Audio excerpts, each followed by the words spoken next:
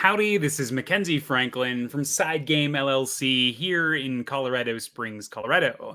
Welcome to the total recap of 2023. We're going to be looking at all of the different board games that I've covered myself and go through each of them so you can get an idea of where I was coming at when I went and created the top 10 board games of 2023. I'm joined by Corn here today. I think she'll probably go hang out in the bed a little bit, but we're going to look through the list on Board Game Geek to do so.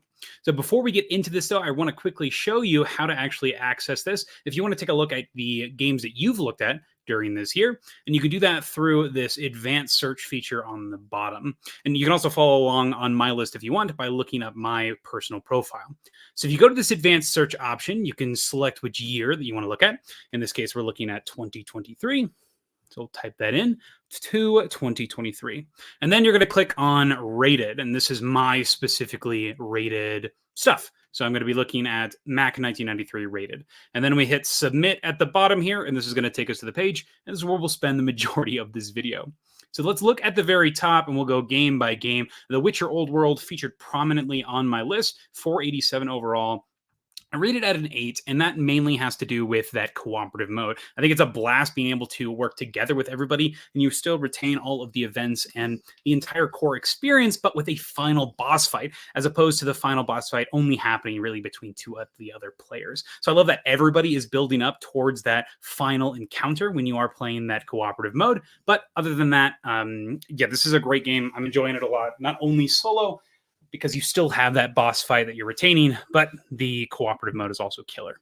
Next up is Earth, and I think that this one is super solid. I love the card play, the consistent drawing that's happening. It's a blast, so I'm a huge fan of Earth, and as mentioned before, it's ranked pretty highly on my end of the year. My favorite game from this year is Voidfall. It's a killer game with all of its game modes, but I do think that the upper echelon of gaming is in that solo and co-op. It does this thing that I love with these more complex games, particularly Mind Clash games, where you don't have to worry too much about the admin. So in games like Perseverance, the admin is pretty hard sometimes when you're flipping cards and following things. With Anachrony, they did a great job with this, where it's a simple movement on a board based on some dice rolls. But in Voidfall, you don't actually have an AI that you're controlling aside from skirmishes. And that's something that happens in the original game where you're just calculating a fight total. So the main thing that's happening is you're drawing a card and you have to determine how you deal with that based on the actions that you're taking. So there's no things that you're moving. The board is set up there and it's up to you to tackle it. So you have that puzzle from turn one and then these road bumps in the form of cards that you determine how to interact with, but there's no additional admin because it's just a simple flip of that card. So I love that concept, and I am working on the top 10 solo board games of all time, and you can bet that Voidfall is going to be pretty high on that list as well. Next up is Hegemony, and this is one that I'd want to check out for a while. I was told that it was something similar to John Company, and I agree. I think that it has that concept of these players playing part of a system, and you have to decide how you're going to interact with all of the other players at the table. For example, when I played this, I was the state of this country, and my goal was to adjust all sorts of these political agendas to gain victory points, and I got points out of helping the other players at the table. So I needed to help everybody as equally as possible because I got victory points based on how much I helped the other players, my bottom two. So even if I was helping one person drastically, I got points based on the other players and how I was helping them. The other players were playing worker placement games, setting up these industries, selling goods and services to each other, and I was interacting with that. This game felt that there were some factions that were a little bit more exciting than others. It reminds me a lot of like the Root system, where each player has their own venue of playing, but with a John Company framework where you're all working together to make this, not a business in this case, a state work. In this case, you are working on the nation. So I thought it was a cool concept. I don't know how often I'll return to it, but if I do, because honestly, it's because of the length of time, but I do think that I'm going to return to Hegemony before I return to John Company 2nd edition. And then I also think that Hegemony as a whole, I want to try a different class. The game flow itself, playing action cards in order to make your actions, and you're either using those to do basic actions or the special event on the action card, is brilliant. It's a great way to keep the game flowing well. You're taking single actions at a time. So that way you're always engaged, and there is a set turn order based on which faction you actually are. So I love the system, and I love how you are engaged the entire time. It just does take quite a bit of time, and it does feel like you aren't affecting the game as much as you'd like. But it is largely dependent on how players are interacting with each other. So I love that concept. And you feel like you are these classes that you are partaking in. I just want to try a different class the next time. Not a big fan of the state.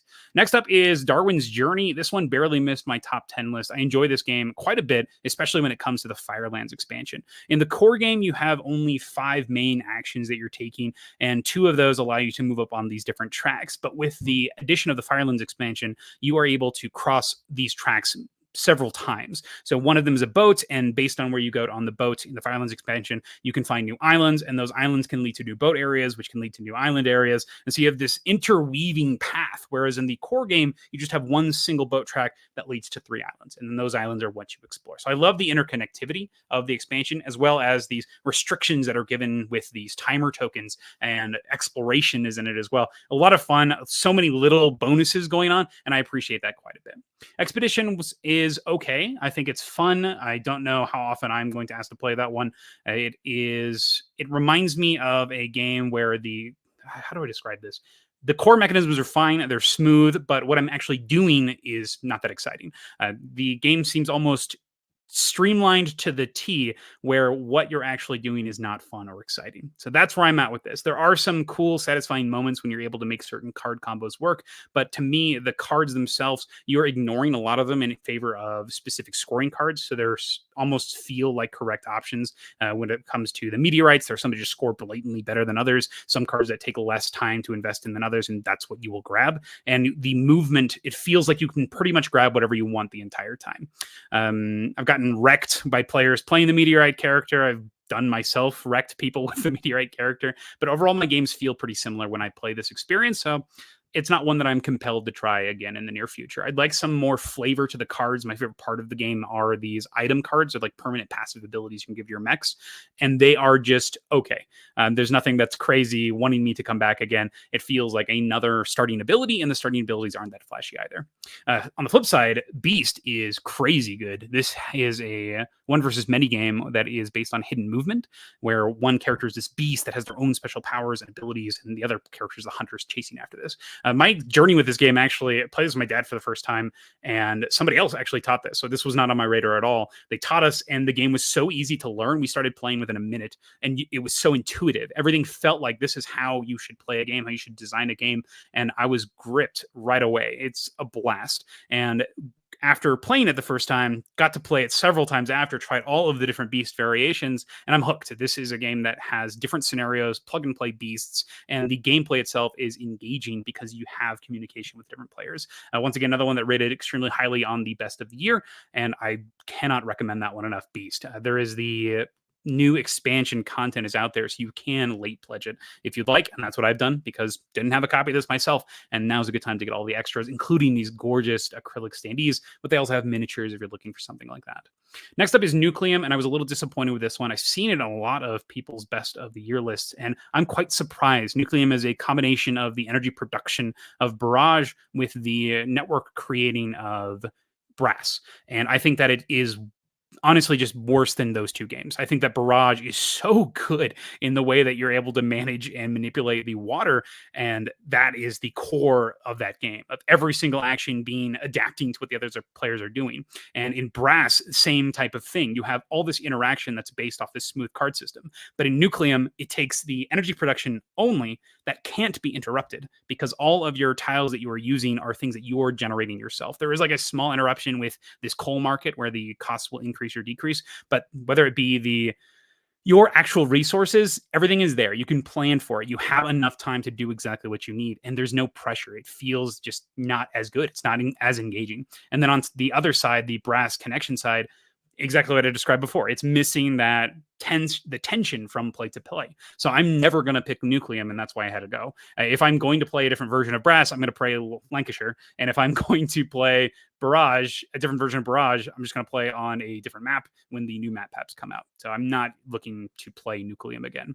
Next is Star Wars, the deck building game. I had a fun time with this. This is exactly what you'd imagine a classic deck building game, but the biggest thing it adds is a way to interact with the center. So on your turn, you do this stuff. You produce resources or you produce combat points, but you can also use that to affect the middle row, which changes what your opponents can interact with. It is suffering from that standard deck building thing, so that exists in a lot of them, where when it's your turn, it's only your turn. There's no interaction. You can't actually do anything. It's why I'm not a huge fan of games like Clank, where I'm sitting there and just waiting so long before I get to do anything. This has the benefit of only being 2 players, so you actually do get to interact a lot more, but it still suffers from that same syndrome. But I think the Star Wars theme works here. You've got the neutral cards that are all the different bounty hunters and people that chill out in the Outer Rim, and then you also have the Empire and the Jedi, and it's wonderful. I think that they are thematic and fun touches. When you see a big card, it becomes a target you want to get rid of or purchase as soon as possible. I like this game, and we got it for $15 at the Amazon deal, so that was worth it. Absolutely. It was at least 6-7 hours of a good time, and I see myself returning to it. There is a solo mode version of the game that honestly isn't that great. I tried it and it felt like I was doing way more maintenance than I'd like to on that game, and there wasn't even that much maintenance, which is crazy. So it was all right. Not a big fan of that solo mode, though. Like the 2-player. Next is Age of Innovation. This is the best game of the year. I think that it is just taking all the right steps in Gaia Project and Terra Mystica, provided everything I didn't know I wanted in the game. It has these combinable races and factions, including their terrain, special abilities, and then your starting passive bonuses. You have ways to engine build during the game. It's so good. And you've retained all of this competition and the positive as well as the negative interaction from the other players. Brilliant. Masterpiece, Age of Innovation. If you haven't played it already, get a copy. Other side of that, Dune Imperium, a little bit of a step down from the core plus expansions of the original Dune. Have not played this with Rise of Ix, but I think I am going to. And I think it's doing that same thing. It's missing that extra way to spend spice. So I can see this jumping back up to a 10 when I include the expansions, because at this current moment, it feels like there are correct and powerful ways to win in the Dune Imperium Uprising, and there are even ways that you can ensure that you can take those actions. However, with this edition, I can see it opening up where there's less competition for those specific spaces, because there's now more variety. I was playing this with my friend Ashley, and we had a conversation when playing with the new expansion, with the Ix expansion, saying that one of the best parts about this game is that every space is good, and that's such a great feeling. If you are watching live or later, please feel free to comment about these games. If you have something particular you'd like to know, I'll fill you in on whatever I'm talking about. But otherwise, I'm just going to rattle off my thoughts on each of these, and you can see where I'm coming from on my construction of these different lists. But I am enjoying Dune Imperium Uprising. I think the new faction characters are interesting and intriguing. I love the contract system. I think that's the most fun part of this, where you're able to invest in your future actions by having these targets that you're going for. And there's a lot of cards that scale based on the number of contracts you've completed. So much fun. Next is Marvel Zombies, a zombicide game. I love this game. I think it's so much fun. Honestly, I should bump this up because I'm having a blast with it, and it has just gotten better. I'm going to do that. So Marvel Zombies has become a game that I just keep coming back to. And one of the things that's done this is the addition of the stretch goal stuff, because now you are playing with teams of 4. So you're using 4 new characters each time you play. And the addition of the hero mode has added several new missions that have a new unique twist. You have characters that are more reliable now. In the original zombie version, you got additional dice based on how hungry you were. But once you reach a certain threshold, you lost the ability to actually take different actions. So you had to take the devour action to eliminate anything, to satiate your hunger. And then once you did that, you went back down. So there's push your luck and everything. And I like that a lot. I think it's a cool design system, but it did lead to moments where you felt like you were out of control. With the new addition of the hero mode, then now you actually have the ability to use your power, which replaced the hunger, to get additional dice on specific actions, or you can use it as a currency to trigger your abilities. And it's something that powers up naturally every turn, or you can invest actions into powering up. This is awesome. It's another resource that you're managing, but in a game that didn't have very many resources you're managing at all, this felt like something that needed to be added. And I think that the hero mode is my preferred way to play for sure. I'm excited to play more. I've played through all of the Fantastic Four stuff. I've played through several parts of the Sentinel stuff, and just going through all the different characters. We've played with all of the Guardians characters. They're a blast, and we're making our way through the X-Men right now, having a blast. And just the fact that your abomination stack of all the enemies is crazy varied as well, and they feel like the different villains, sorry, not villains, I guess the heroes that have been zombicides, so now they're villains. it feels like those characters, and I think that's so much fun. So I'm having a good time with Marvel Zombies, the Zombicide game. Next is Septima, and this one is just okay as well. Kind of similar with my thoughts on Scythe, where I feel like the process is fine. It's pretty streamlined. You pick a card, you reveal it, you move around, but what you're doing is just okay. I'm not feeling particularly compelled when I'm taking actions. There are some ability cards that you can get when you play with the spell expansion. I think it's just like the base core game, like the advanced game. And those are pretty interesting because you can use abilities to unexhaust them and re-get special abilities. But overall, I just think the core system is fine. It's a cool production. I think the theme is really neat. So I think that it'll get played during the Halloween season because of that theme. I'd actually watched The Witch right after I played this game. It was like, ooh, I'm in this spooky mood. And it's a strange disconnected theme at points though, because you're helping the witches, but you also are getting hunted. You're helping the town by healing people, but you're also being hunted because you're a witch, and then your people will go constantly on trial. And man, if you get a person that is put on trial early, you're going to get wrecked because all of the other players have abilities based on their characters, their witches that are part of their coven. And losing an ability is pretty significant, particularly if there was a strong ability, then you may get put back pretty far. And you're drafting your abilities in the advanced version. So if you lose that, it sucks even more. It could happen from a couple of poor placements, just a slight miscalculation. And then on the flip side of that, you can guarantee it doesn't happen, but you're also slowing down the game for every single person at the table. It's all right. I do have a fun time with it, but I don't think it's going to be one that I come back to a lot. Moving on to a game I didn't really like. This is Isofarian Guard. Controversial opinion, apparently, but this was okay to me. The game is a gigantic campaign game, and so it offers you encounter after encounter, but you are doing a lot of encounters, and you must do these encounters to level up. And the game is a gigantic grind. This wouldn't be such a big deal if the combat felt different from combat to combat, but unfortunately, it does not really feel that different, and that is the biggest killer for me. It has this system where you are using cubes to take actions, as well as a combination of chips in a bag building form. And what ended up happening every time I played was I would take these same engine building steps in each combat. So my actions were, as this character, I would generate action points for both my characters. The other character would set up their chips for their own bag and put some chips in the set up their own chips in their own bag. And then after we had enough action points, then I was able to actually use my characters and deal damage and block and prevent the damage. And this was the same cycle that I did everything. It was optimized. There was no really real wiggle room. And when I finally did level up to do something, a lot of the times it would be an additional card, and it was easy to slot that into what I was doing. And it just became another step in my process that I kept on cycling through. Not super fun. It's a game that feels solved, and you got to points where you would fight these bosses where you just didn't have the damage output, and there was no way to get that damage output. So you had to grind to get the items to actually get the damage output. Not that great. Apparently there's some things that you can do to some items that can alleviate this, but you have to grind to get to those items, and I just don't understand why those aren't there already to completely avoid this. So pretty frustrated with Isofarian Guard. Honestly, I should drop it a little bit further. I'm going to do that on camera. It needs to go down a little bit more because speaking of this is a little frustrating me. And yeah, rating wise, 3 is likely won't play this again, although could be convinced. I don't think could be convinced. It is extremely annoying. So I'm going to go down to a 2 because I do think it's annoying. Next is Distilled. This one here has me playing. Oh, what was this one? I played with my friend Jeff. He showed me how to do this one. You are mixing ingredients in order to make alcohol. And this was a cool game. The game itself has an arc where you are getting ingredients, putting those ingredients into alcohol, and then you are washing out potential ingredients as you're mixing them, which is an interesting concept because it's a small microcosm of push your luck to determine what you can actually sell to. It's a fascinating concept.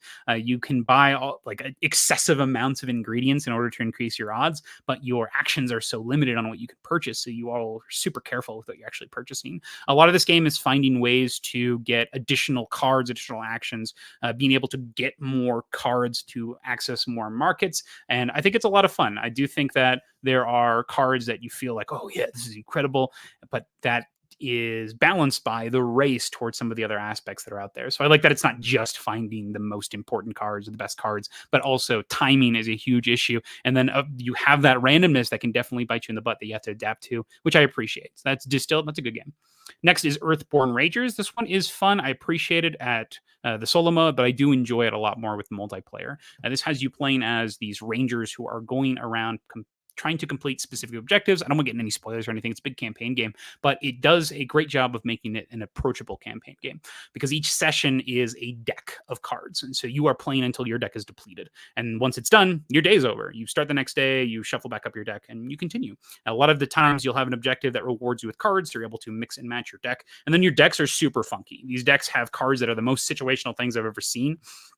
And it's kind of cool because you'll reach a situation, you're like, I have no idea what to do here. And then your card suddenly feels super good. This card that seemed so useless for so long. So I like that concept, and that just increases with more players because everybody has these hyper situational cards and you're able to use them in fun and interesting ways. The one issue I have with this game is the timing mechanism. Sorry, Courtney's go out. The one issue that I have with this game is the timing mechanism, and that has to do with the objectives that are available only for a single day. A lot of times you'll come into contact with characters, and these characters will say, hey, if you do this thing, then I'll give you a reward of some sort. And you're like, oh, cool, I want to do this. But you look at your deck and you can't really do it, and then you've lost that opportunity. Another thing that happens is the main story quest will have this. They'll say, hey, you want to go do this thing in this many days, or you will lose this opportunity and this ability to get this additional card for your deck. And sometimes you just can't do it in the time, and it hurts so bad. There was one in particular where I had like 3/4 of the progress towards it, and I just couldn't do it. Like something happened. I forget what it was. Maybe like a single card draw of an obstacle prevented me from moving to the place I needed to. And I just didn't have enough time. And then I read the entry and it said, you get nothing. Discard this mission. And I was like, oh my gosh, I just spent like so much time doing this. And another one was I went to go take this lady to a specific place.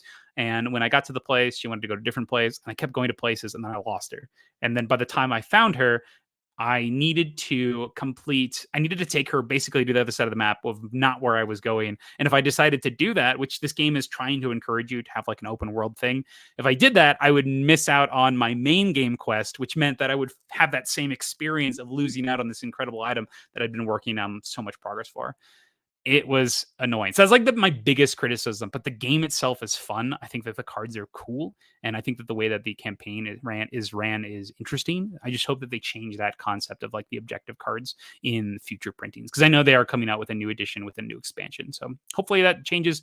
But Earthborne Rangers, I am having a fun time with this. I'm looking forward. I'm playing a 4-player game of this in the near future.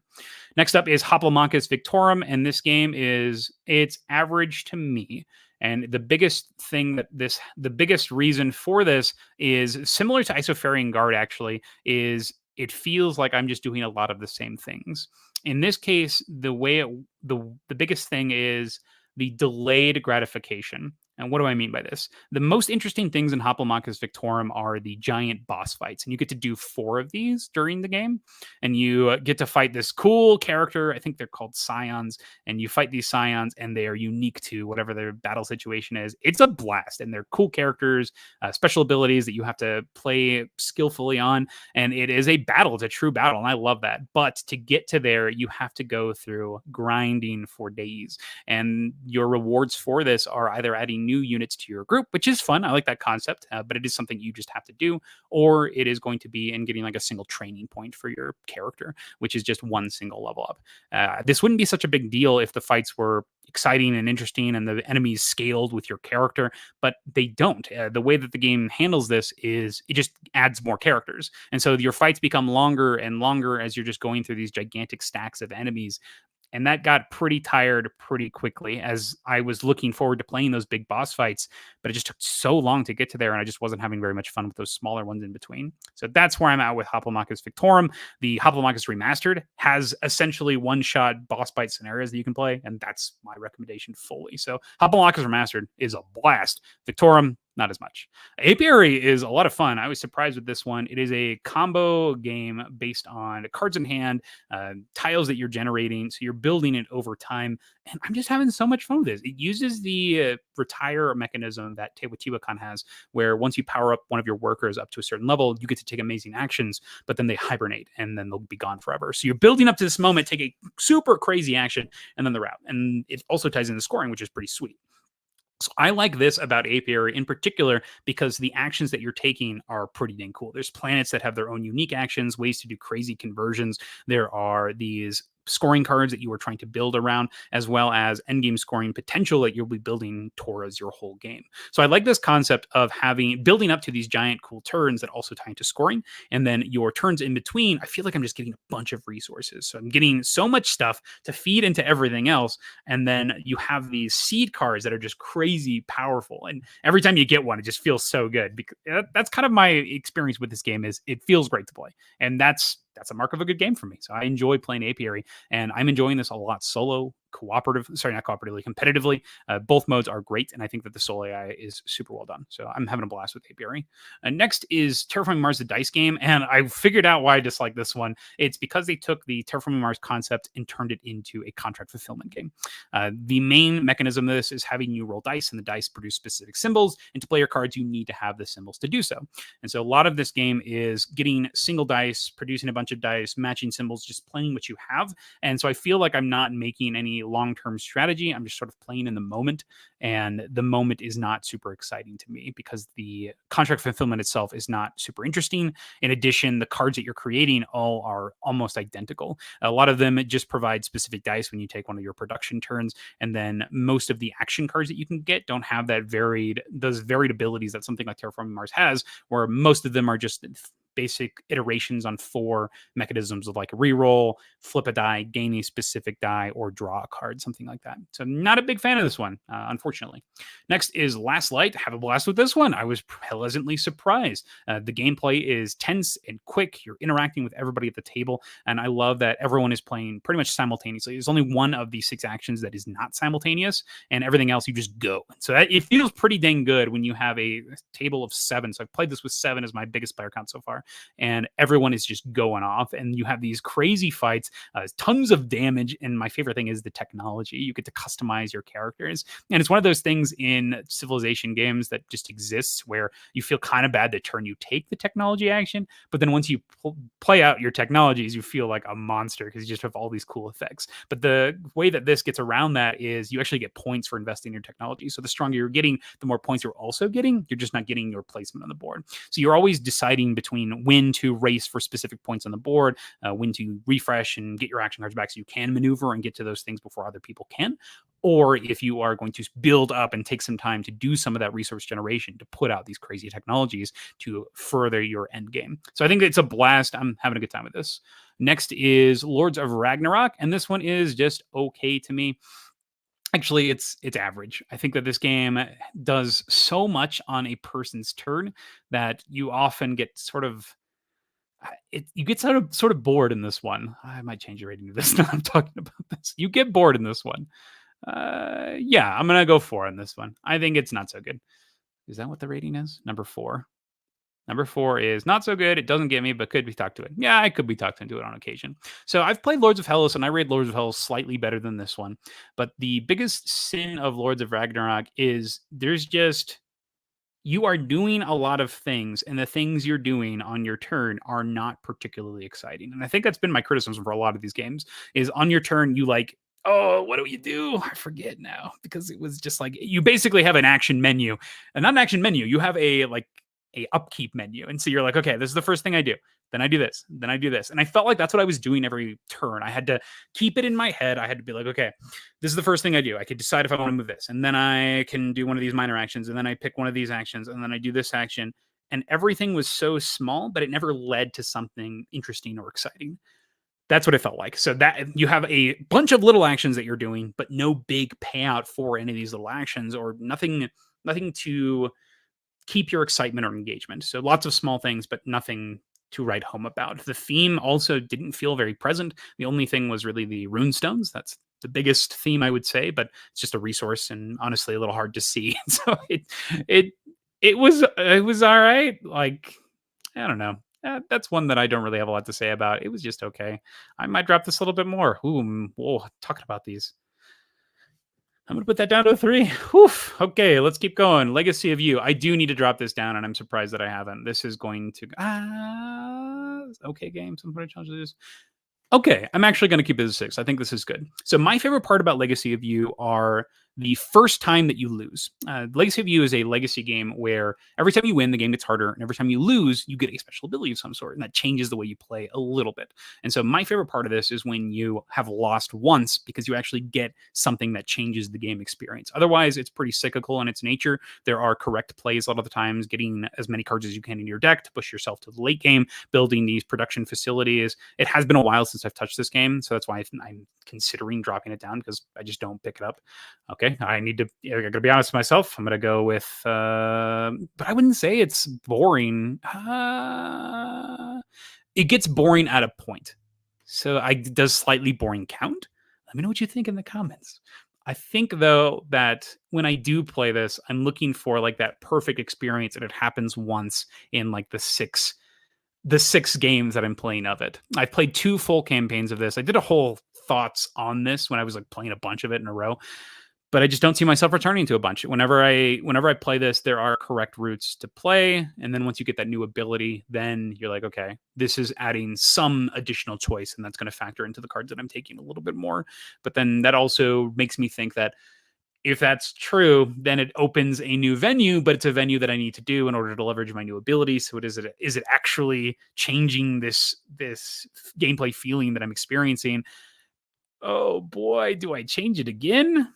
Not so good. Doesn't get me Intoxication. I'm going to keep it at 5 because the process is, I think with the additional ability card, you are choosing between that and then like generically good stuff. So I'm going to keep it at a 5 here. Not as impressed with this one as I was hoping to be. Hadrian's Wall is one of my favorite games ever. The solo campaign for that is crazy good because you're using the different facets of the board in different ways. It's all open, but you have specific objectives that you need to complete, and then it also changes based on your objective cards that you're picking. But in this one, it's like, okay, you have to do this. This is the only way to win. And then there are these speed bumps that you have to go over in order to win. You're building up this giant...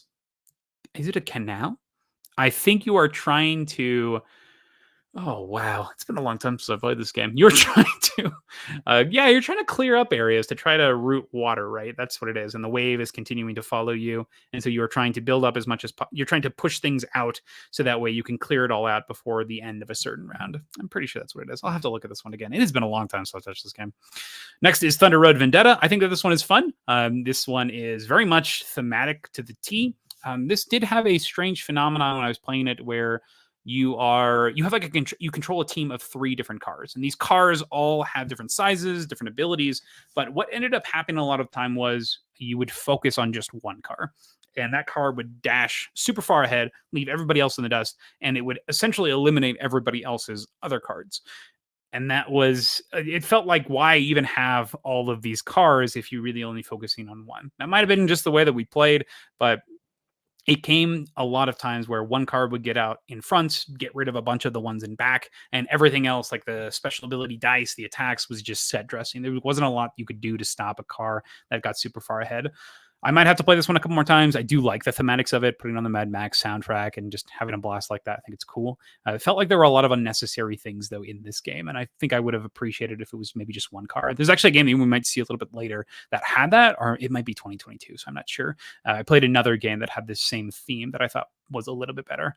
Next up is Skyteam. This one is a blast. I'm enjoying this one, in particular the new scenarios, just the play style in general, how chill it is, but also tense as heck. And the best part of it is the balancing the now and the later, because you only have a certain amount of rounds before you end the game, and you have to clear everything and prep all your landing before it happens. It's a blast, and it's one that I want to play more actively. It scored pretty highly on my top 10 of the year, so I'm a big fan of Skyteam. Next is Arkeis, and I need to drop this a little bit more. This is going to go into the 4 category. It is not so good. This one is... It is a dungeon crawl game where the game is playing you a lot of the time. In particular, you'll get into moments where you're surrounded by enemies and you have to do a fight action in order to leave. And a lot of the times those fight actions can either go positively or negatively. And whatever way it is, you are always doing the fight action. And once you do the fight action, you can leave. And then once you leave, you pick up the item. And so the game cycle is you move a space, you interact with whatever's there, it pops out enemies, you attack those enemies in a generic fight action, and then you move to the next item and you do the same thing. It doesn't feel like there's any big choices that you're making. Ooh, now that we talk about this more, it's coming down a little bit more. Yep, it's coming down just a little bit more. So that one because that's what you do. And it doesn't feel like I'm making any big choices. I don't have any cool powers or abilities that I'm using to change the game experience. And I can compare this to something like Arkham Horror, the card game, where in that game, I'm doing the same basic actions. I'm fighting stuff and I am picking up clues, but I'm doing those in drastically different ways based on the cards that I pick up. And that's exciting to me because you are using they're basic mechanisms, but they are wrapped in these exciting cards. And that's super cool. But in this one, the game is telling me exactly what to do, and I have to do that, and there's nothing else to do. The game stalls at certain points if you get stuck into a position where you just can't proceed because the fight action that the game told you to do fails, and so you're just sitting there failing over and over again, and then eventually your time runs out and then it's done. But yeah, it's pretty frustrating. So I think I'm done with Arkeis. This one I actually sold. It's actually already gone from the library. Most of the games that are 5 or less are out of the library already at this point, and Arkeis is no exception. Moving forward, Great Western Trail New Zealand, awesome game. This is my favorite version of Great Western Trail, and that has a lot to do with the additional deck building and the boat routes in general. There's a new resource in the game as well, wool, because you're selling sheep, and this gives you an alternative way to sell goods, and it gives you additional ways to make money. It allows you to cultivate your hand, and every step of the way is so important for both forms of cultivation of it through this sheep shearing as well as your big sale at the end of the trail. It's a big deck building game as its core, but you are moving a main character on the map, and your deck of cards is being used to pay for costs of these actions. So these spaces on the board allow you to manipulate your hand and your deck, trying to build this perfect hand of different cards in order to make one big sale at the end. I'm having a blast with this. I love the variability of the different setups as well. You're going to have different cards that come out with different values and new abilities that will change the way that you play the game, the different buildings, the interactions between your characters, the building that you decide to pursue or maybe don't pursue and you focus on something else entirely. This last game I played, I only focused on the boat track, and then I also dabbled in the sheep market a little bit. But everything else I pretty much ignored, which is kind of exciting because generally I like to go heavy on buildings and just build a bunch of stuff. But I like that you don't have to. The game is open on what you want to do, and it's up to you how you want to interact with it. Love it. Next is Oranienburger Kanal. This is such a good game, and I'm so sad that it's not more readily available. But one of the best 2-player games out there, amazing solo game as well. It features this system where you are purchasing objectives throughout the entire game. And these not only score points, but also provide you with resources in game. And you have the ability to interact with them multiple times. So they will sometimes feed into your other scoring cards. They allow you to re-trigger themselves, to re-trigger other cards through the use of bridges that link them together. I love this game, and I can't speak highly of it enough. One of my favorites for sure. And it's on that best of the year for a reason. 20 Strong is also pretty dang fun. I like the Too Many Bones one specifically. I'm not a big fan of the Solar Sentinels one, and the Victorum one was all right, but I do think that the Too Many Bones one is the way to go. The core system has you fighting all of these small encounters and then fighting a giant boss at the end, and you're picking up abilities and powers along the way. That's such a good framework. Like, that's brilliant. If you were to make any game with that system, you're probably going to have you're going to have a solid game no matter what. It's up to you to make it exciting with all of the small additions that you're going to be creating after that.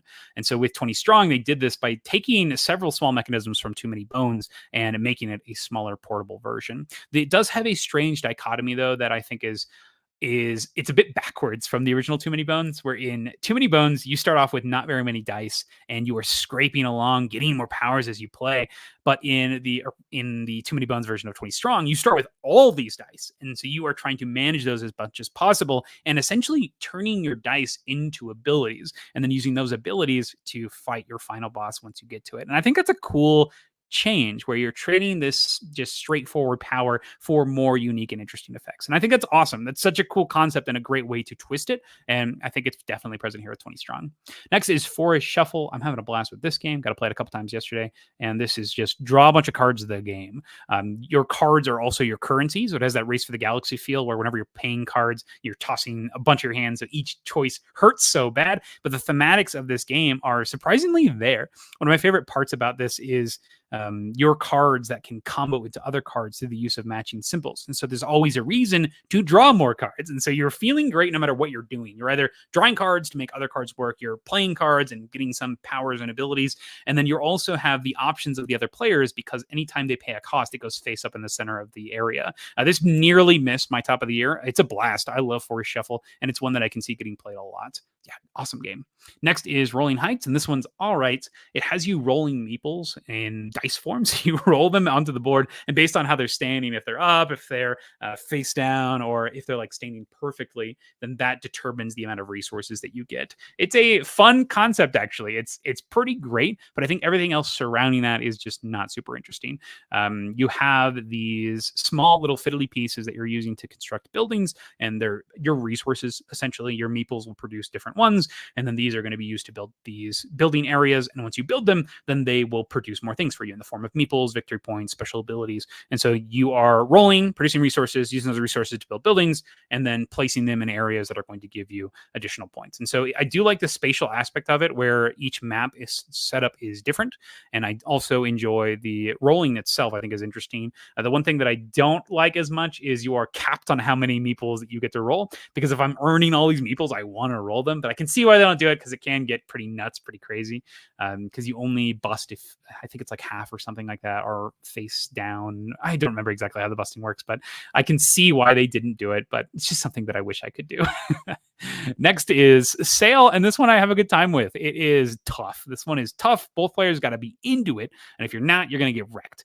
This has you playing a 2-player cooperative trick-taking game where you're playing cards, and based on the card symbols that match and who has won, it's going to determine how you interact on this main game map that's in between the two players. You're either going to be moving on the map towards the player that won, you're attacking the tentacles with your cannons, or sometimes you're even getting a random ability. So you're trying to interact with all of these different obstacles and encounters on the main board, but doing so through the form of trick-taking. It is fun. I like the expansion content a lot. It adds brand new spaces that you can interact with. It's just more stuff, which I appreciate. You have a special power and ability that you can lean into, and the communication at the start of the round, you could talk about what your plan is and what routes you want to travel on the map, and get an idea of what are the priorities. So I like that establishment, but then there's no quarterbacking, you just play. But both players got to be into it, or you are going to get wrecked.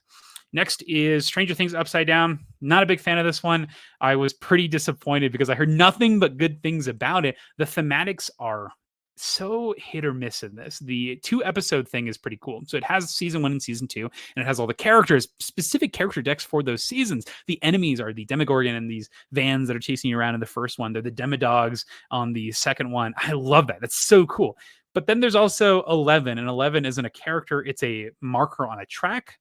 Kind of funky, but I understand why.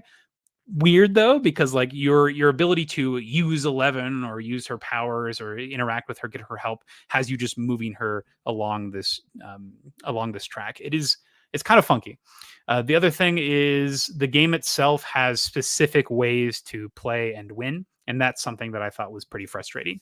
The game features this test system where every time you participate in this search action, and that's pretty much how you win the game, you are trying to commit a number of cards in order to win these tests. And then there are some of these items that will add additional numbers to this test. So what ended up happening was whenever we played this game, we would run through the same route where we would look for items that increased our search ability. And then once we got those search items, we would just commit cards to that search action. Anytime an event card came up that messed with the search at all, we would just do it more. And the game essentially became find the item, do the search action as much as possible, and ignore every single event, and you would win. And it was not super exciting. And unfortunately, the other items that existed in the game all were preventative measures and nothing proactive. So nothing actually got you to the end game condition. And that's pretty frustrating because there was a correct way to play, and that's the only way to actually progress. So pretty frustrating, unfortunately.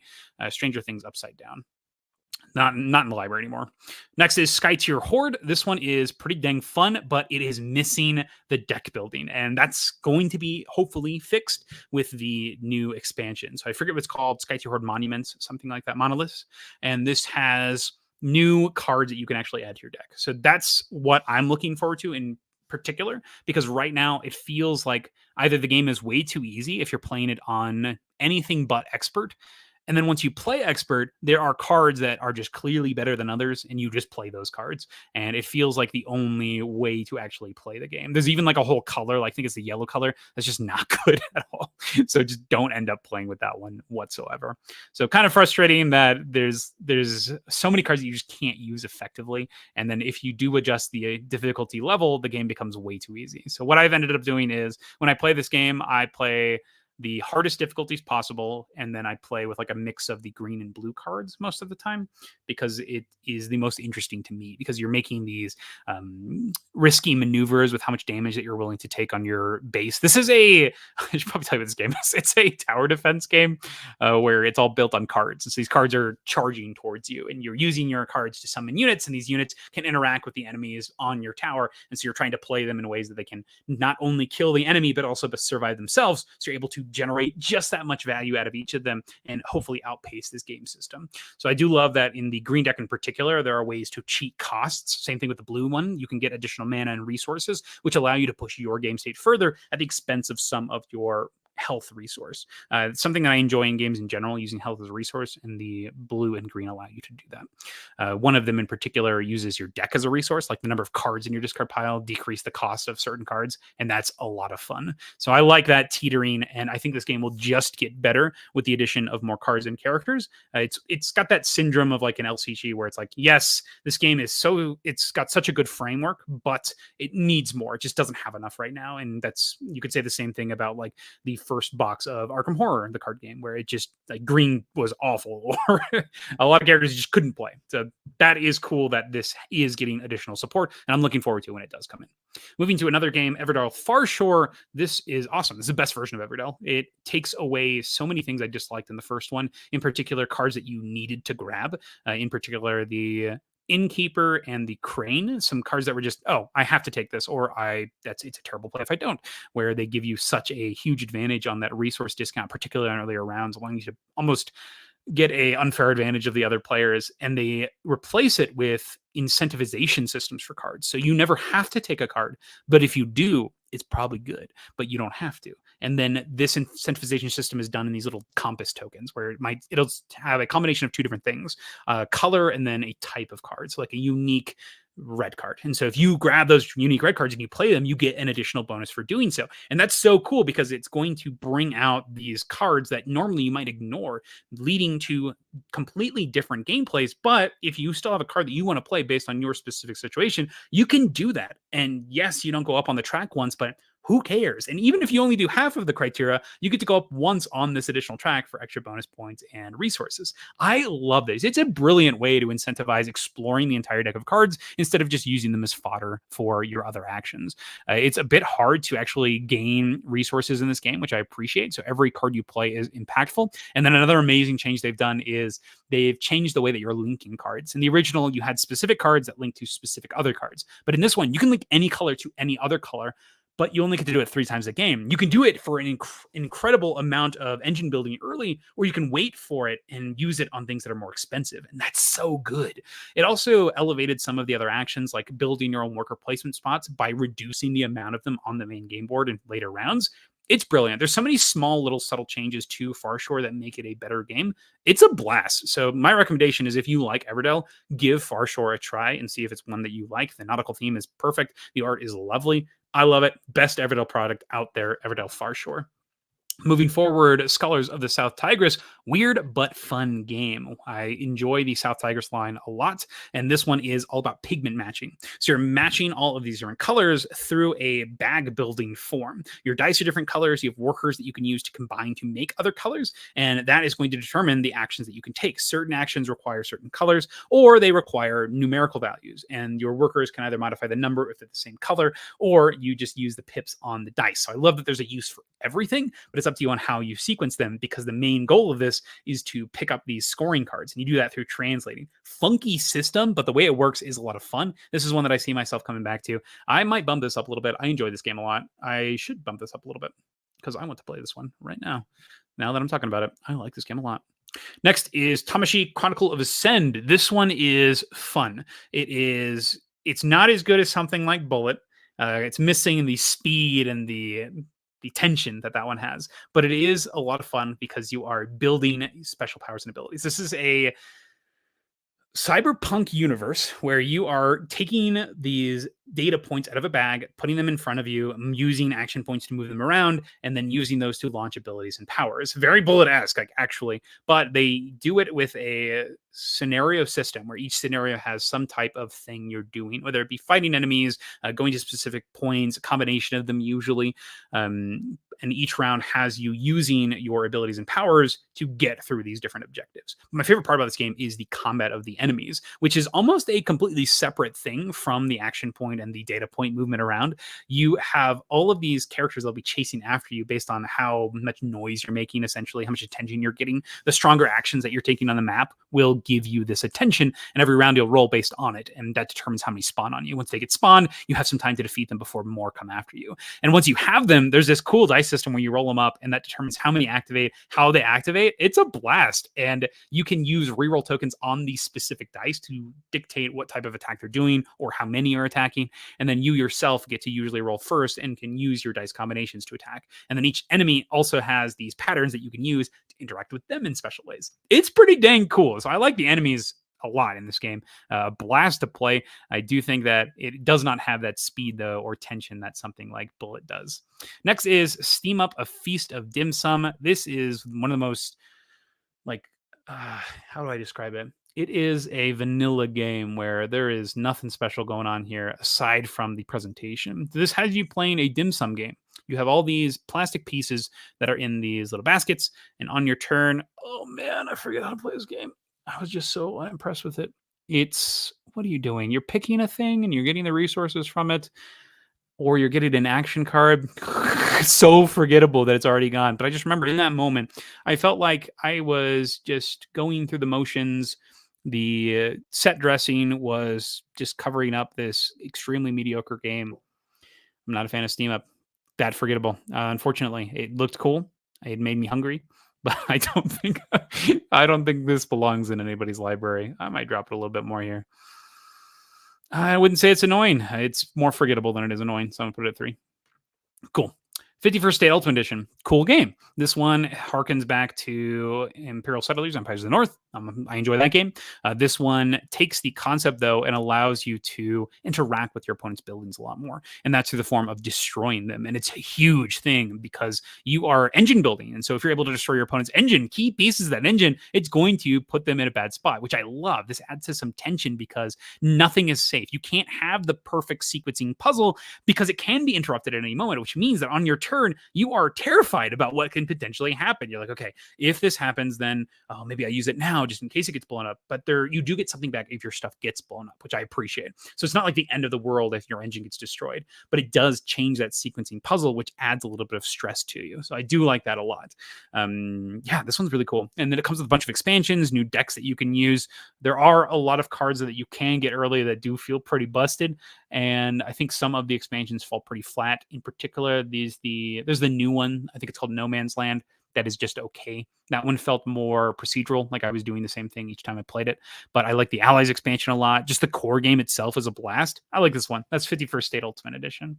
Hoplomachus Remastered. I talked about this one already when talking about Victorum. This is the way to play Hoplomachus. You can skip all of the grinding and just get to these single shot scenario fights. Super fun. You can also do them cooperatively. Awesome. And then the head-to-head mode of this is a blast. I love the crowd favor mechanism where you're getting points for either damaging or from controlling these specific points on the board, and they give you additional bonuses. So the things that you want to engage with. And then once you get those bonuses, they are immediately applicable. You can use these additional tactics again and again. You can get your units back. You can get additional champions. It is crazy good. So getting to the end, getting that champion is nuts. And it feels so good when you do, because yes, when you get up on this track, your opponent gets a slight bonus if you're ahead of them, but it keeps the game tense because you as the loser have all this extra health to actually stay in the game with, but you as the winner are also getting additional abilities to press your advantage on the opponent. This one's a blast. I like this one. Next is Life of the Amazonia. This one is okay. This one is a bag building game where you are putting tokens of different colors into your bag in order to purchase these different animals. This one has a lot of the same trappings as a standard deck building game. In this variety, I would say, how would I describe it? Where you want to get big currency cards to buy big currency tiles. and then use those tiles to actually purchase the animals. So the animals, you are trying to build animals into this habitat in front of you, and based on where the animals are, they score in different ways. The animals are first come, first serve for several of them, so you are racing for the animal type of different type, but the gigantic animals are the ones that score ridiculous amounts of points, especially if you can buy multiples of the same one. For example, there was one like crocodile that gave you this crazy amount of points if you got it in water based on the other animals that were there, and if you were able to dip 2 crocodiles in the same water area, they scored ridiculous amounts of points. So you needed to get the currency to actually be able to afford these things, because if you didn't, you just couldn't really proceed in the game that much. And the way that it made me feel was that I was trying to get to that cool part of being able to buy these cool animals and engaging with the puzzle and the movement, but I had to do the standard deck building stuff to get there. And so that meant using a turn to just purchase more tokens. And that's not something I find super exciting. I like to be able to be proactive while also setting up an engine at the same time. And this game was that's what was missing to get it up to like that 7-8 category. It still had a fun time with this one, but it did make me feel like I was playing something a little bit more generic when it came to like a basic bag building or deck building game. Next is Cosmoctopus, and this one is okay. The theme is cool. This one has you all as these cultists for this crazy out of space octopus, and every round you are, oh man, I forgot to play this game. I played this like a month ago. You are trying to collect tentacles, and you do that by using resources to pay for cards, and these cards are either going to give you tentacles or give you special abilities or discounts on your future cards. So that's what you're doing. Another way that you can get tentacles is through like completing these constellation cards that care what resources that you're taking in specific orders. But at its core, the game is a engine building game of picking up cards that give you discounts in order to get more resources to buy tentacles. So it is just a game of efficiency, and there are a lot of snap decisions where you're like, okay, I need to buy that card because that's the best card. This is how you get that card. And you also have like a hand of cards that you're dealing with at the beginning. I need to lower this rating because now that I'm thinking about it, it's not great. This one is okay. It is a game of like just trying to get through it. I felt this game was super long. I think that it would be more exciting and interesting if it was shorter, but the ending condition is like 8 tentacles or something. It's probably 8 tentacles, hence the octopus thing. And you got to like your 4th tentacle, and it felt like just the people who had gotten those early engine building cards are run away with the game in the later rounds because they have that infrastructure that was built and they kept on tapping into, and the game is long enough to where you can continue to tap into it over and over again. It just becomes crazy the value that you get from it. Yep, that's Cosmoctopus. Moving forward, Motor City. This is the weakest of these games from, I think it's 25th Century Games that puts these out, the roll and write games. And that has to do with some of the actions in the game. The game itself is a dice drafting game. You roll some dice, put them on this main action board. Wherever you draft the die from, you get an additional bonus plus the effect of the die. One of my favorite things about it is some of the things that you can invest in are making the faces of those dice additional do activate additional times. So like I can invest in this car action, and then every time I take the car action, I can do it like 3 or 4 times, which is crazy good. But then everybody at the table is like, okay, I need to go make sure that you don't get that car action. But you can also do this through like activating bonus actions for yourself. So they can't fully block you, which I appreciate, but there is still some interplay with the dice drafting. So I do like that mechanism a lot. But the thing about it is some of the actions are not exciting. One of them in particular is just like passively get a victory point, which is super powerful. So you are going to try to get that, but it's not interesting, which is kind of unfortunate. So the other thing is the solo mode feels like it has more upkeep than a lot of the other solo modes, and the theme works. I don't know how to describe it. I don't know why this one doesn't hit as hard as the others. It is still fun. I still enjoy this one, but it is not as good as like Three Sisters or Fleet the Dice game, unfortunately. So do like it. I'm looking forward to their next one that has a combination of action cards with dice. That one sounds amazing. So looking forward for that. Moving forward, Mercurial. I'm enjoying this one. It's not crazy good, though. This one is a dice rolling game. Not dice rolling. This is a card-based engine building game. Is it, though? Yeah. Like in the same way that Century Spice Road is a card-based engine building game. In it, you are using cards to modify dice and using those dice to buy spells. Once you get enough spells based on your limited amount of dice, you will cast your spells to get a victory point card of some sort. After you do that, you will reset your board, re-roll all of your dice, reset all of your gems that can count as dice, and then you do the same thing again. You can weight on actually getting spells by getting these modification cards, and these modification cards allow you to adjust your dice so you can access different spells. And you are trying to get a combination of spells that all produce a specific type of resource. So when you actually cast your spells, there's two main resources. There's a red and a blue. And then if you get an equal amount of those, you instead produce this equilibrium resource, and that can give you an even better value and advantage. So a lot of this game is just working with what you have. A lot of the times you are just rolling dice not rolling dice, spending your dice to just get whatever you can afford, because a lot of the time you don't have the time to actually adjust your dice. And I think that's the thing that I find the most frustrating with this game. Now, that being said, they've done some huge improvements with this edition, because I played the original when it first came out on Kickstarter. I did a coverage for it on the channel, a review on it, and they have done some major steps in actually giving you reasons to purchase these engine building cards. And one of those ways that you can do it is through getting rid of them forever. If you get rid of them forever, you can purchase an additional spell card during the same turn. And this is kind of cool, because you can invest in engine building cards and then later in the game get rid of them all to just take additional action. So even though you bought these engine building cards in the past, you turn them into spell cards in the future. And I think that's pretty sweet. So it's a good way to actually get those engine building cards in cycle and give you a reason to get them, as opposed to just trying to get as many spells as possible.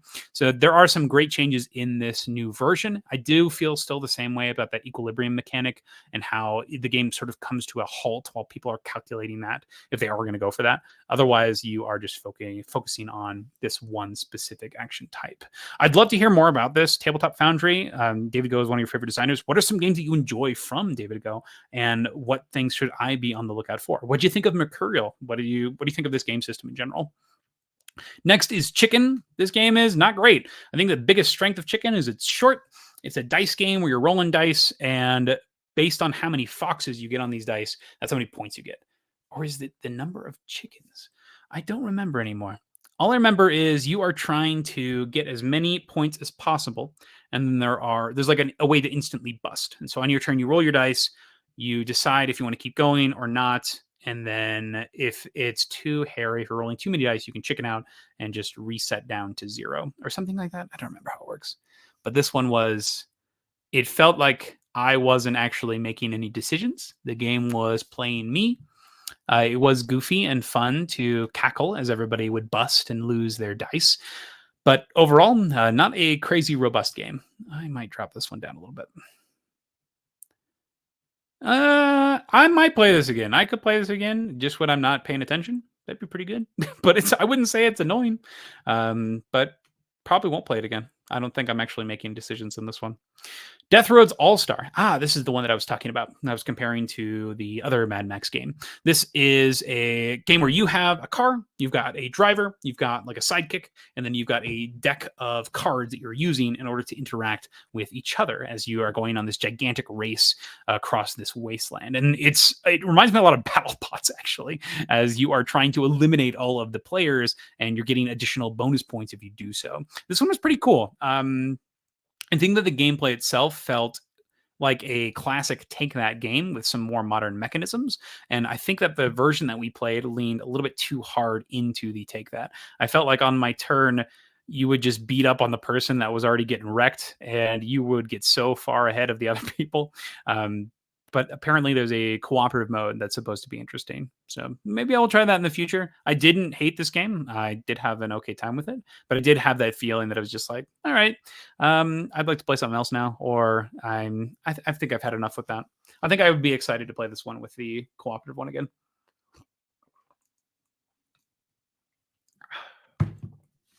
Next up is Naturopolis. This is a great version of Sprawlopolis. It adds a brand new river system. So now you are going to be basically trying to connect 2 routes at the same time. And I think that's super fascinating.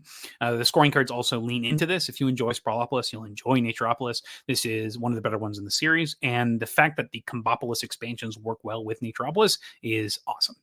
So you can actually get use out of this with all of your other existing content. A copy of Naturopolis was sent to SideGame LLC for review purposes. I do want to make sure I give that disclaimer, but I enjoy this one. It's a good game. Moving forward, Siberian and Dragon Keepers. Let's go Siberian. Siberian was all right. This one is still in the library. I want to try more of the expansions. I've just played 2 of them so far, but I'm not crazy about it. In particular, it is a efficiency game where you are discarding cards in your hand to satisfy scoring condition. The scoring condition will say, hey, discard this symbol and this symbol, or discard these many of this sized robot. And so you do that. And if you don't do that, then you lose. So you want to make sure you do that. The other thing you get is you can give abilities to your cards. Every time you complete a objective, you can spend those as experience points, and that allows you to upgrade the abilities of your cards. So you are using your cards to satisfy conditions, these scoring conditions, but you're also using your cards in order to get special abilities that you get to customize. So I love this core concept, and there's a lot of promise here, but I feel no pressure in this game. You have a hard time limit. You have 2 cycles through your deck to win, but I feel like the game is pretty dang on the easy side. I'm just going through the motions here. So Siberian's all right. I want more tension and pressure and more reasons to use those special ability cards. Next is Dragon Keepers. This one has you playing a game of color matching. So every round you'll be drawing these dragon cards into your hands and then playing those dragons in front of you in order to satisfy this book value that's on the board. So whenever you draw cards, it changes this book in the center, and the book will have a number as well as a color, and you need to play that many dragons of that color in front of you in order to gain the bonuses in that book. And then once you do that, everyone else at the table gets to do the same thing with any dragons that they have remaining in their hand. The twist of this, though, is that you can modify this number after taking your dragons before you play them. So that one is it's all right to me. I think that I need to drop it down just a little bit because I am going to actually be getting rid of this from the library. It feels like there are a lot of correct plays in this, and I don't feel any big tension in this one, unfortunately. It felt like everybody was scoring about the same amount. There weren't any of these big, amazing turns that were going on. And a lot of the time you would draw your 3 cards, you'd look at the board, you'd look at your hand, what you can do, play it on the board, and then you resolved your cards. I didn't feel like I was making any tough decisions, any hard decisions. I was sort of coasting through this game. I think that's probably the word that I should use for Siberian as well. I was coasting, and that's how I felt in Dragon Keepers. So not a extremely compelling game, especially one that's supposed to be it's a simple game. So I can see how this could be appropriate for families, and I could see how people could get into this theme because the dragons are super cute. But to me, the gameplay just isn't there, unfortunately. You are just coasting on this experience. So it is a cool mechanism to be able to modify and switch things around, but for me, not one that's gripping, unfortunately.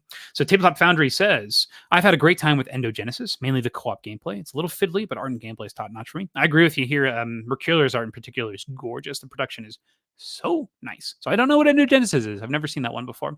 I'll take a look really quick. I'll open up a second tab. So glad to hear that you're enjoying the co-op mode. That is something that I find extremely good in games. I love it when you have solo modes that are good in addition to the competitive modes. So getting those like the perfect game where it has all the different modes that are all equally great. Endogenesis board game. Let's find out what this one is. Ooh, it's pretty. That's for sure. Competitive arena style card game. Interesting. So let's share this tab. Okay. Endogenesis card game. So I've never seen this one before. All right. 1 to 5 players, best at 2, 45 to 120 minutes. So let's see what this one looks like. Interesting. So an arena combat style game. It is gorgeous. Look at that. Whew. So this is just the prototype too. So it looks like I do like that the David Go puts out these gorgeous games and they're basically finished when he's ready to take them to Kickstarter. So I appreciate that. Looks beautiful.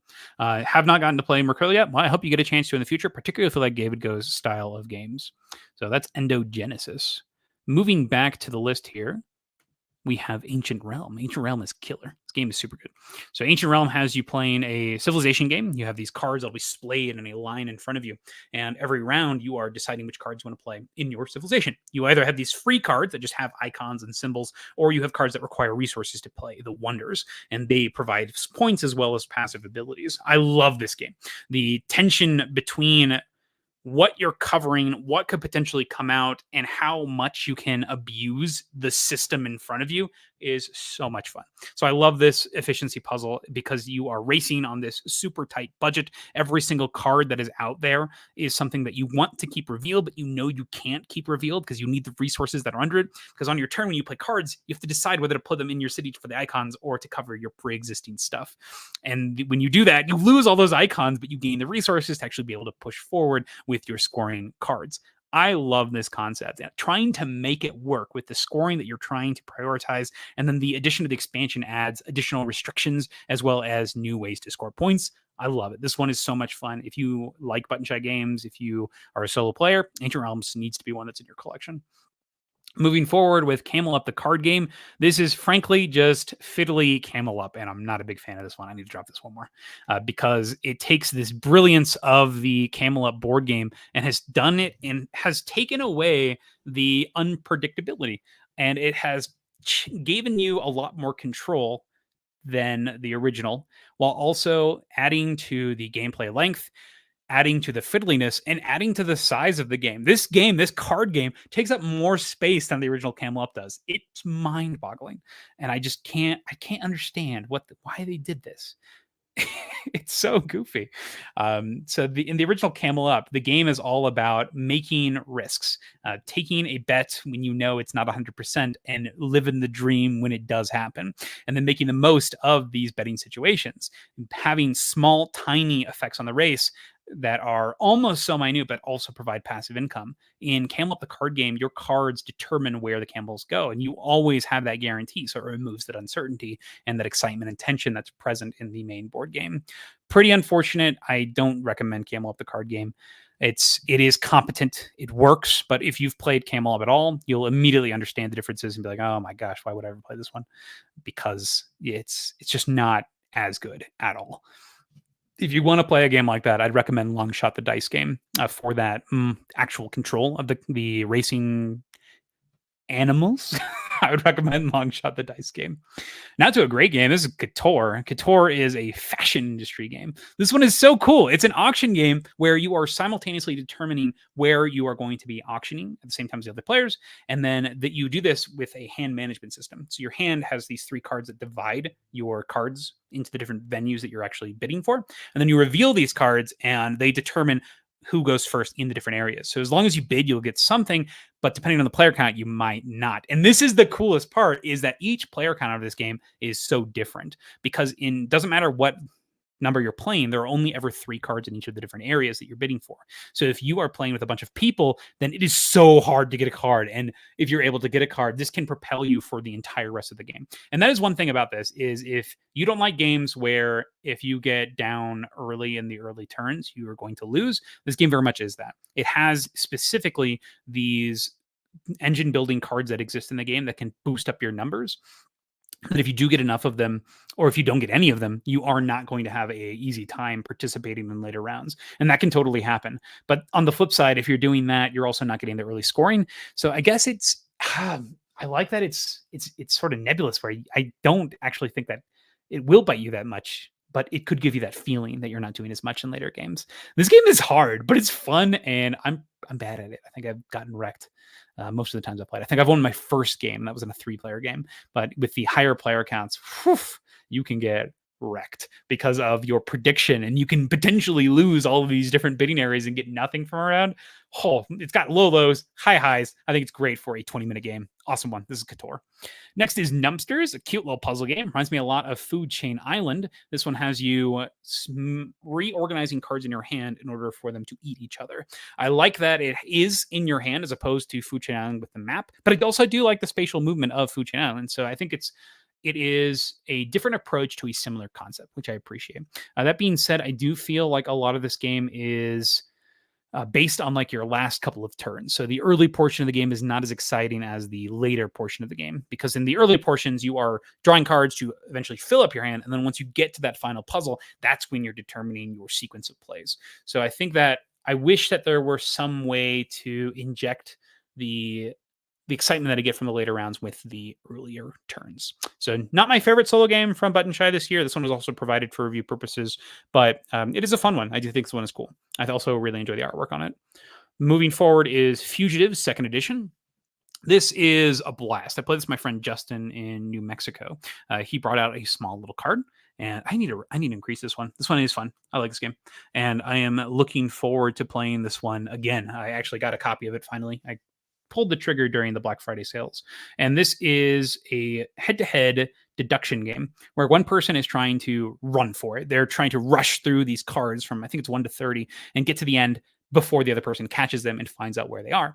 On your turn as the fugitive, you're playing cards in order to move through these cards, and then the other player is going to be revealing cards to try to deduce where they are on these different steps. And they can do this through recognizing patterns, as well as just knowing like the general facts of how many steps they can move. This is one that I'm going to need a rules refresher on, but the kicker of the second edition of Fugitive is they are borrowing the idea from Mind Management with the introduction of a shift system where you can balance the different sides, or basically just a bunch of little mini expansions for both sides to add to that replayability of the game. I'm looking forward to it. I'm thrilled. I want to play more Fugitive.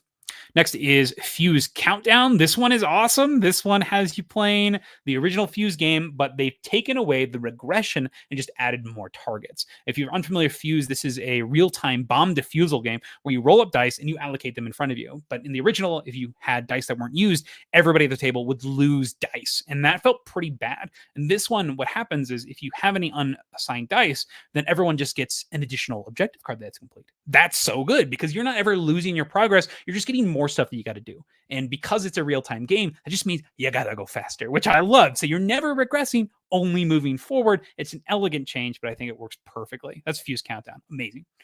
Next is Lada, one of my big surprises from this year. Gorgeous game that's all about action point management. You use action points in order to buy production cards and actually activate them, as well as interact with markets. And those markets will give you money that you use in order to actually build up your things at your production facilities, as well as buy endgame scoring cards. And that's what this game is all about, is those endgame scoring cards. But you need the action points to actually access them.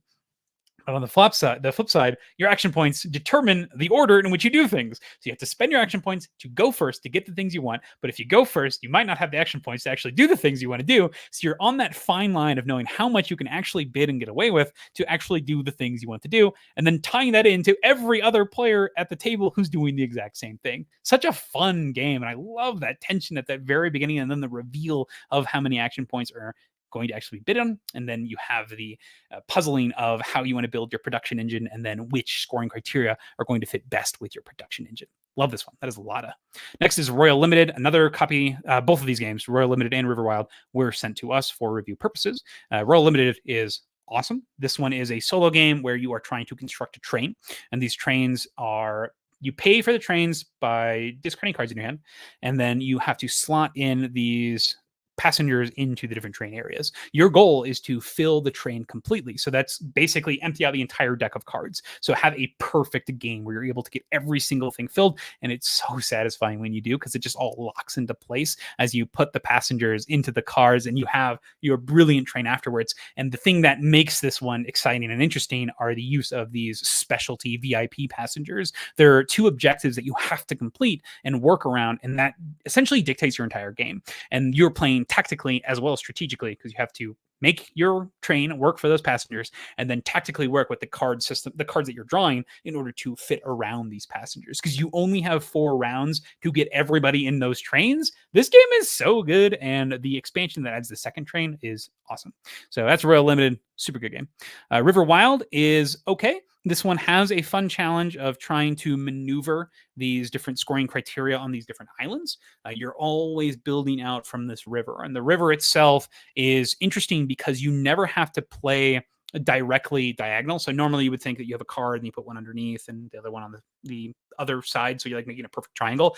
It's not the case in this game. You can actually circumvent this by putting a card directly under another, so you can cut yourself off of options in the future in order to make a play work in the now. And I think that's super cool that you can just cut off that head of the Hydra and it won't grow back. So I think that's so cool that you can modify your scoring like that, and you're trying to close off these areas and match the scoring criteria. This one doesn't have that long-term strategy as much as the Royal Limited does, but it does still have that tactical play. So this is one that I will get out every so often, and I think the expansion that adds the additional island types is a lot of fun, because in addition to getting powers and abilities, you're also extending your gameplay by getting additional island cards that you can put into your river. This one's a cool one. Moving forward, How Dare You? This is basically Wits and Wagers paired with something like Skull. I have a good time with this game. You are have these trivia questions that are all numerical, and you are just bidding to see how high you can get before you get called out and see if you are close to the number without going over. I think it's a fun twist on this concept, and the fact you can play it anywhere makes this one that is going to get played. I don't know how often I'm going to ask for it over Wits and Wagers, because I do like how the currency is tied and you can bid and get the different odds based on the answers. And I love the reveal of the cards and how everyone is participating at the same time, where how dare you, it is sometimes just on these two people that are getting the main attention. But it is still a great game, and the fact that you can play it anywhere is a huge boon. Moving forward, Chroma Mix. This one is an okay engine building game. It reminds me a lot of something like Splendor. You are mixing paint colors in order to get you're mixing paint colors in order to buy new cards, and these cards are going to give you special powers and abilities, as well as allow you to purchase the end game scoring cards, which are the maximum combinations of the different colors. So I love that on your ladder towards these end game scoring cards, you're getting special abilities that you can facilitate towards that end game. So I think that's a cool concept here. My biggest issue with this game was the repetition of it. It felt like I was doing the same types of climbing as I was playing. There were some cards that were just not good at all. And then the game itself, the end game conditions were not particularly interesting. One was just have a bunch of cards in your hand. One was have a certain amount of victory points. And then one was have all of the different colored end game scoring cards. I thought it was okay. It was cool. I like the combinations, the abilities, the powers, but I didn't know how often I was going to return it. I might drop this one a little bit because this one actually did leave the library. I think I will put it at a 5. Yes. Next up is Asteroid Dice. This one was given to us for review purposes. So was Chroma Mix, actually. Asteroid Dice, actually, all of these, all the remaining games were given via review purposes. So at Chroma Mix, Asteroid Dice, Super Slopes, and Kingdom Battle.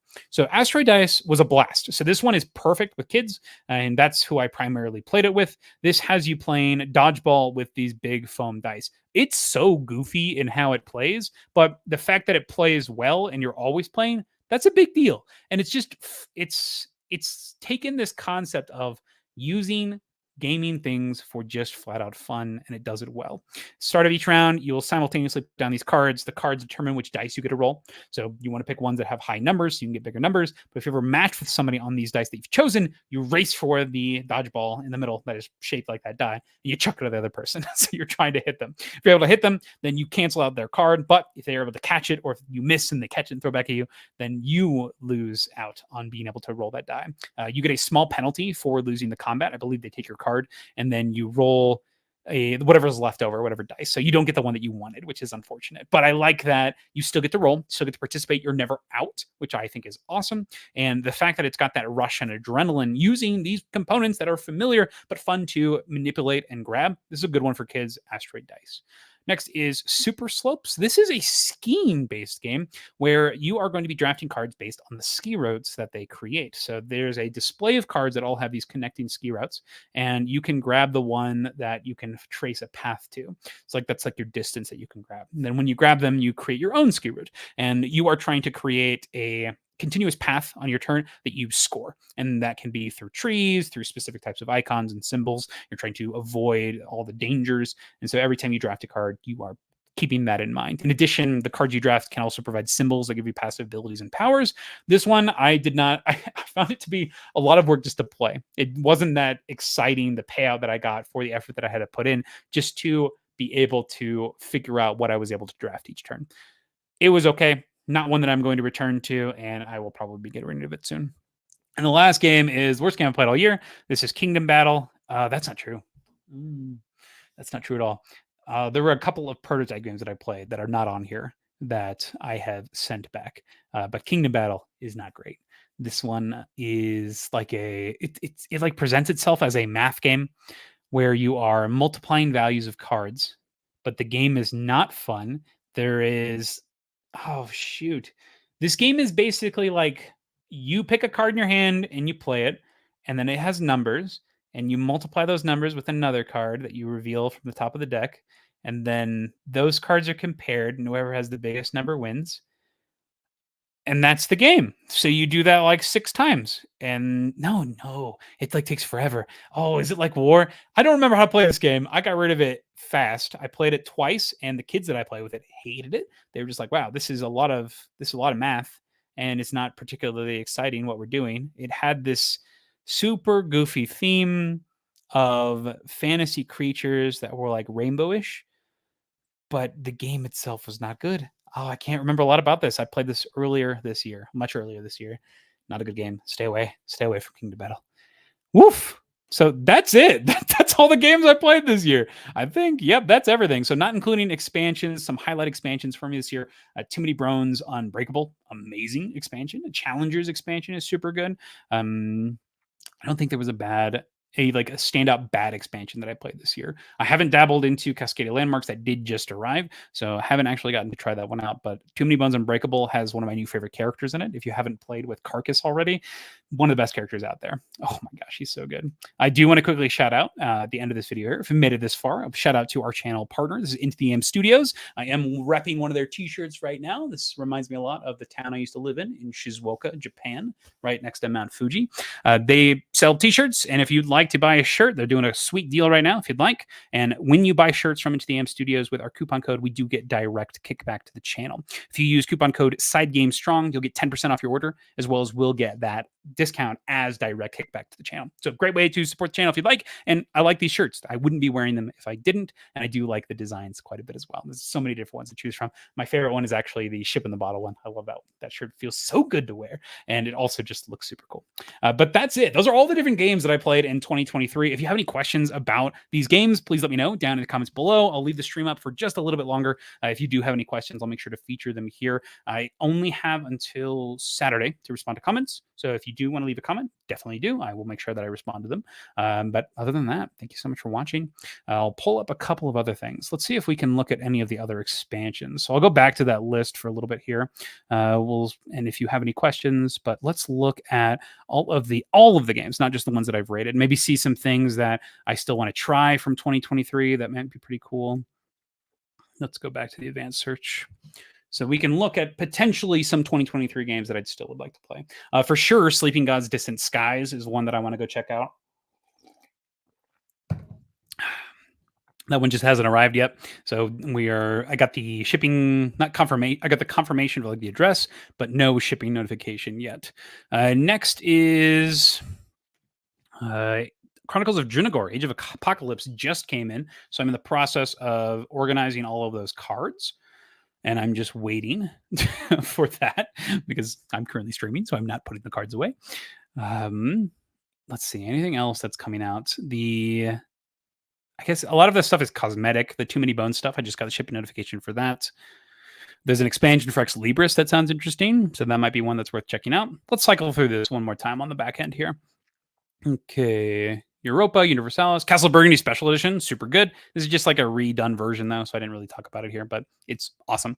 It's a crazy cool production, and I love the big chunky acrylic tiles. The Vineyard expansion is nuts because you have these double gigantic tiles that just give you additional bonuses. It's one of those things where it's like, you want to engage with this because you're just getting a bunch of bonus actions. Ark Nova Marine Worlds expansion, of course, that's an amazing expansion. Just more stuff, but the stuff is also thematic and interesting. It did the thing that I wanted it to do, where it added more unique cards that actually felt unique. Like that a lot. I have not seen Unconscious Mind show up. Seventh Citadel. I feel like I got a shipping thing for that recently, a confirmation. Let's see. I'd like to try Barcelona. That is one that I have not tried out. Let's see. I doubt Dune War for Arrakis is going to show up in the next month. Same thing with Primal Awakening. I wish that would show up in the next month. My goodness. The Lost Ruins of Arnak expansion is pretty dang cool. I love the new characters that came in. It's particularly the newspaper character. I've yet to play the new Ticket to Ride Legacy version. I unfortunately try to stay away from the competitive Legacy games. The last few that I have played have just not been that fun. We've had a lot of runaway leader problems. If you've played Ticket to Ride Legacy Legends of the West, I'd love to hear if that is the case here. But yeah, just not really looking forward to that. The Nature and Card expansion for Spirit Island is a solid expansion. Just more spirits. There's no like additional crazy complexity to them, which is awesome. It's just more of the stuff that you love in different ways with new presence that actually is movable on the board. I enjoy that a lot. Let's see. Evenfall is one I want to try. I've heard some good positive things about that. Hell, the Last Saga. 2023. Oh yeah. Let's see. Nothing else that's really standing out. Ooh, yeah, the Unmatched expansion. So that one's really good. The cooperative mode. Unless you play Unmatched whenever you want. You can play it solo. You can play it multi-handed. It's a blast. It makes some characters feel pretty dang bad. Like your bad characters feel even worse in this mode, but your good characters, your super powerful characters feel challenged in this mode, and you can keep on adding challenges, and I appreciate that a lot. So it allows you to tap into your existing unmatched collection in a new, interesting way. I'm a big fan of that one. Let's see. I want to try La Famiglia. That was one that I was looking at that apparently is super good. There is apparently though a mechanism that throws off the entire balance of the experience. So maybe wait for like a second edition or expansion that might change that. Pirates of Maracaibo we have on order. I did get a shipping notification for that. I imported that one. I love Maracaibo. It's one of my favorite games ever. So getting a game in the same universe that shares some mechanisms, but it is a completely different game. That's exciting to me. I like Pfister's stuff, and anything that deals with like card-driven actions is exciting to me. So I can't wait to try Pirates of Maracaibo. Okay, so I think I'm going to go ahead and close it there. We're closing in towards the end of this stream. If you have any other comments, please let me know down in the comments below. Oh, looks like Corn is here to visit. Ugh. And thank you so much for tuning in to the stream. We'll catch y'all later. SideGame Strong, y'all. What do you think? Have a good night.